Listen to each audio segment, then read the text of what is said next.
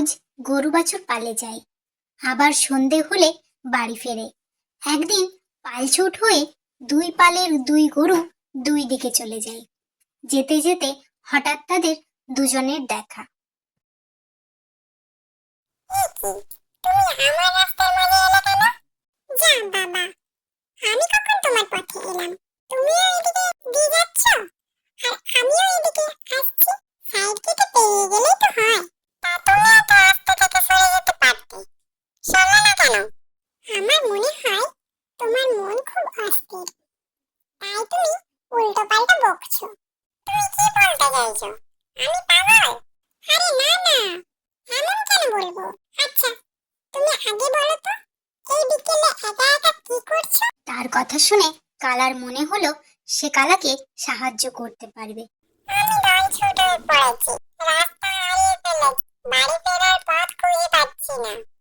তুমি কি এখানে আশেপাশে কোথাও থাকো? না না, আমিও দল ছুট হয়ে পড়েছি। তার এক আলাদাই কাণ্ড। চলো আমরা এইখানে গিয়ে কিছুক্ষণ বসি, তারপর তোমাকে সব বলছি।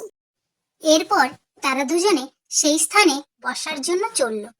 বেশ কিছুক্ষণ বসে গল্প করতে করতে কালা জানতে চাইল ধোলার কি ঘটনা ঘটেছিল যে সে দলছুট হয়ে গেল। ধোলা সে ঘটনা বলতে শুরু করলো।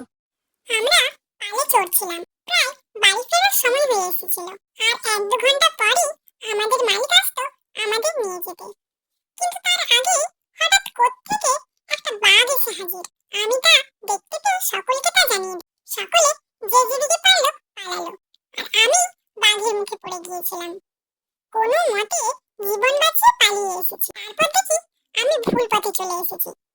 এখন যদি সেদিকে যাই আর বাঘ সেখানে উঠ পেতে বসে থাকে, তাহলে তো আমি বাড়ি না গিয়ে চলে যাব বাঘের পেটে। তাই এদিকেই ঘুরে বেড়াচ্ছি। তাহলে আজ রাত কাটাবে কোথায়? এখানেই কোথাও আজ রাতটা কাটিয়ে দেবো। একা একা ভয় করবে না?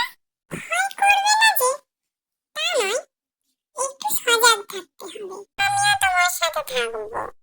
না না, তা দরকার হবে না, আমি বরং তোমাকে তোমার বাড়ি পৌঁছে দিয়ে আসি। না, আমরা আজ রাতটা এখানেই কাটাবো। থাকবে বলছো? ঠিক আছে, থাকো তাহলে। এভাবেই তারা সারা রাত একসাথে থাকার সিদ্ধান্ত নিল।